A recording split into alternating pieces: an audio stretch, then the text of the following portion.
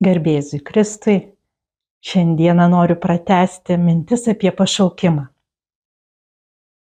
Įprastai žmogus, kai gyvena savo gyvenimą, jis gyvena taip, kaip visuomeniai priimtina. Ir kol mokosi, auga, sprendžia, įsimyli, tuokiasi, renkasi profesiją, visą tai daro tos visuomenės tarsi tokiam, pasirinkimų lauke, galimų pasirinkimų lauke. Ir gali jis visai nekelti jokio klausimo apie pašaukimą.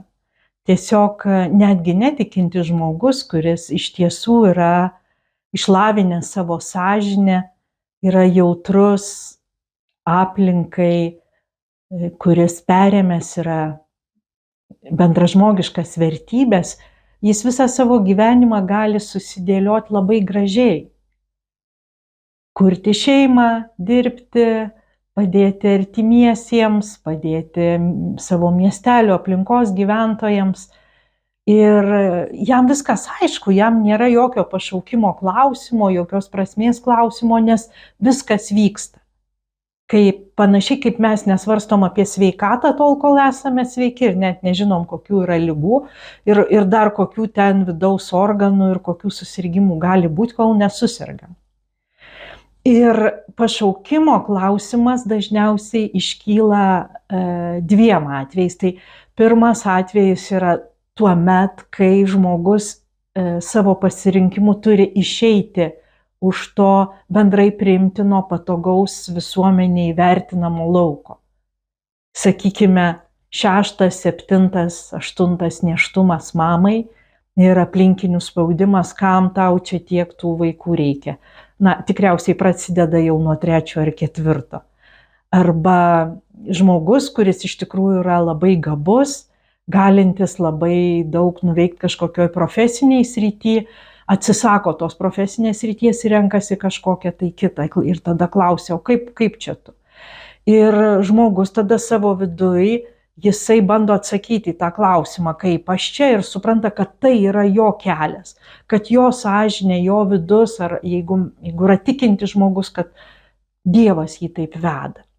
Kitu atveju pašaukimo klausimas iškyla, kai žmogus renkasi ypatingą kažkokį tai kelią, arba tiesiog jo tikėjimo patirtis, santykio su Dievu patirtis yra gili.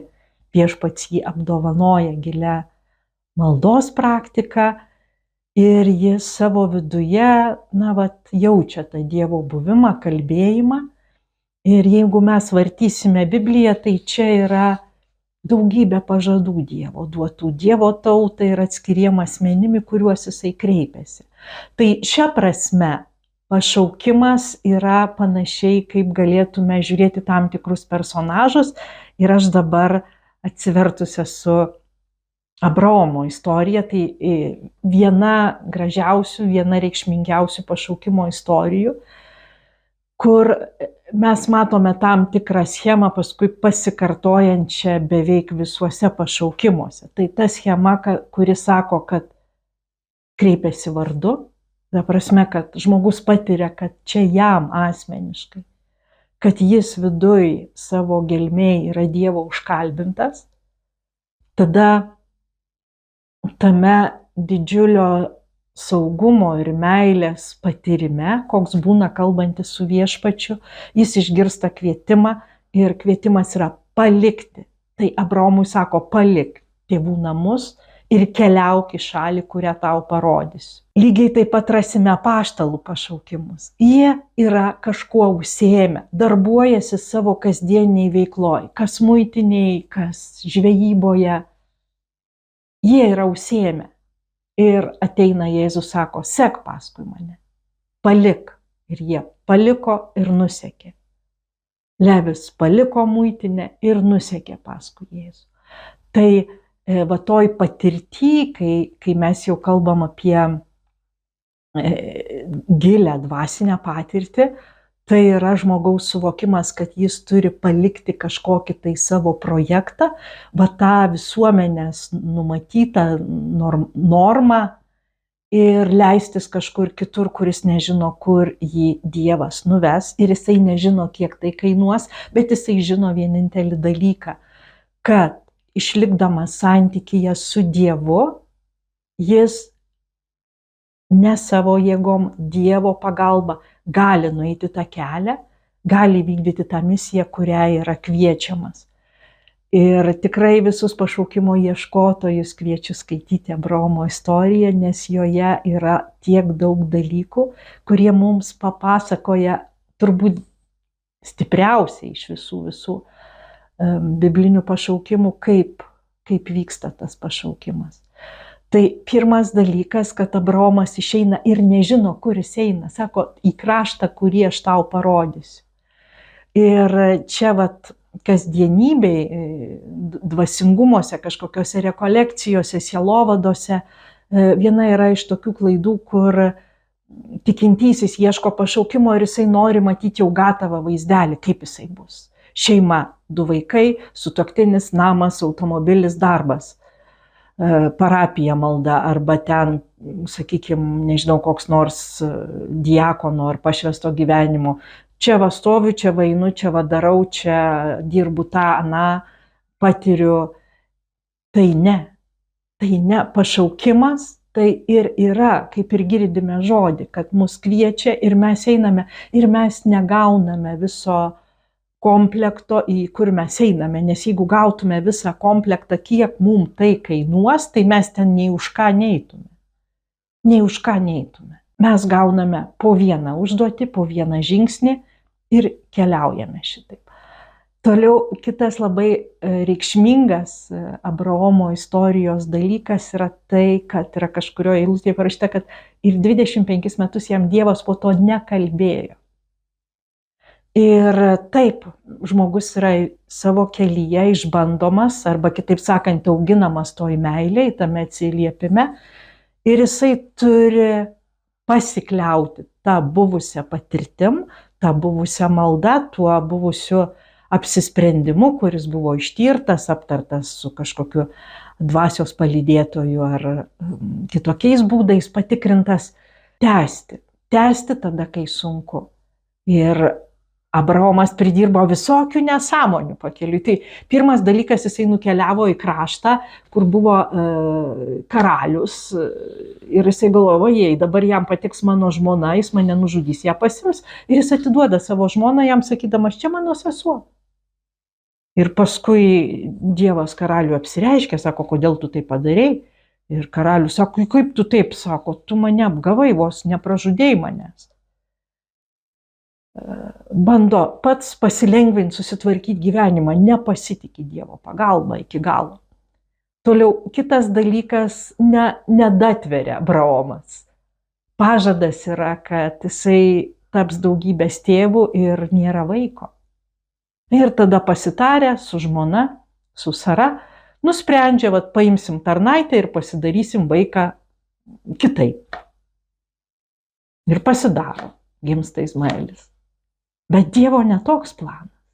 Ir Dievas dėl to neatmeta Abraomo, jis toliau jį kviečia ir toliau ragina pasitikėti ir patikėti visą gyvenimą į jo rankas. Ir matom, kai gimsta Izaokas, paaugęs vaikas, svajonių išsipildymas, Dievo pažadų išsipildymas, Dievas sako, dabar tu man paimk ir paaukok savo viengimį sūnų kaip deginamąją auką. Ir kiekvieno žmogaus gyvenimo pašaukimo tam kelyje nutinka, kad jis praranda pačius tokius gal jau Dievo dovanos, Dievo atėjimo ženklus. Atsitinka taip. Ir tai nereiškia, kad pašaukimas neįvyko ar blogas pasirinkimas. Tiesiog tai yra dalis gyvenimo, tai yra dalis pašaukimo. Ir Abraomas sprendžia, kas jam yra svarbiau. Ar viešpats, ar viešpaties dovana, ką jisai renkasi, kas yra jo Dievas. Ir jisai įtiki, kad turi pasikliauti ir čia, Dievu savo. Ir žiūrėdami mes biblinės istorijas taipogi nematom nei vienos lengvos istorijos.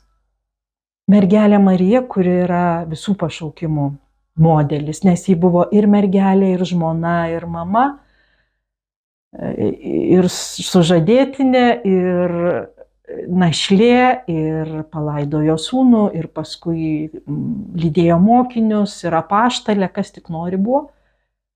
Mes negalim pasakyti, kad jos gyvenimas labai lengvas. Kito dalyko, kurio mes negalim pasakyti, kad ji labai sėdėjo, svarstė ir meditavo, ieškodama savirealizacijos. Kas dažnai trukdo atrasti pašaukimą. Nes žmogus kelia klausimą ne ko Dievas nori, o ko aš noriu. Ir šiandieną sielovadoj tenka sutikti žmonės, kurie 10-20 metų vis dar svarsto, ko aš noriu. Ir eina metai, pasirinkimų nėra, apsisprendimo nėra, džiaugsmo nėra. Kryptis ne ta. Viešpatie, ką tu nori šiandien, ką tu nori šiandien. Ir kai leidžiamės į šitą istoriją, ką tu nori šiandien, juk žiūrėkit, daugiausiai biblinių pašaukimų įvyksta kažkur tai procese, kai žmonės daro tą, ką gali, ką moka. Ar žvejoja, apaštalas Paulius persekioja krikščionis, Matas sėdi muitiniai, Dovydas gano avis, net namo nepareina pavalgyti. Dirba savo darbą, kaip gali geriausiai. Tada ateina pašaukimas viešpaties. Ir dar vienas dalykas visiems pašaukimų ieškotojams ir visiems, kuriems šitas klausimas svarbu, tai kas mus labiausiai palydi pašaukimo kelyje, tai būtent šventųjų istorijos. Tiesiog tos knygelės, tie mūsų šventieji, kur yra visai arti mūsų. Ir nebūtinai, kad pavyzdžiui, mano didelė meilė yra palaimintasis Teofilius. Jis vyskupas, jis vyras, jis kunigas. Bet kas man jame yra tas jo atsidavimas Dievui, gyvenant šią dieną ir pasitikint, kad jis duos išgyventi, ištverti, įveikti ir jokios baimės. Jokios baimės prieš nieką, nes jis atidavė save į Dievo rankas. Tai vėlgi galim prisiminti Ignaco Lojolos istoriją, kai jisai po mūšio sužeistas, guli, sveiksta ir jam atneša šventųjų istorijas. Ir jisai jas skaitydamas atranda savo pašaukimą, bet ne tą, kuris yra Pranciškaus, ne tą, kuris yra Dominiko, bet jis atranda Ignaco Lojolos kitą pašaukimą. Tai yra, jis atranda būdą, kaip klausytis Dievo ir kaip keliauti su juo. Tai visiems pašaukimų ieškotojams aš linkiu džiaugtis, kad Dievas duoda šią dieną meiliai, dorybių ugdymui, tarnavimui, kad Dievas duoda žmonės. Visiems pašaukimų ieškotojams aš linkiu melstis giliai, širdies gelmėje, ieškoti dangiškojų globėjų palydėjimo ir darbuotis ten, kur šiandien esate, su visa meile ir visu atsidavimu. Ir paskutinė pastaba, pašaukimo atradimas nereiškia, kad žmogus neišgyvens sunkių ligų, depresijos, didelių nesėkmių, persekiojimų. Man regis yra visa tai įskaičiuota jau į tą stebuklų istoriją, kuri vyksta tik tada, Dievas daro stebuklus tik tada, kai jau žmogus būna viską padaręs, ką jisai gali padaryti. Tai visi sunkumai, kurie ateina mūsų gyvenime, jie neretai ir reiškia, kad mes esam Dievo auginami. Dėkoju visiems, kurie meldžiatės ir keliaujat savo pašaukimo kelią. Šlovė Viešpačiui.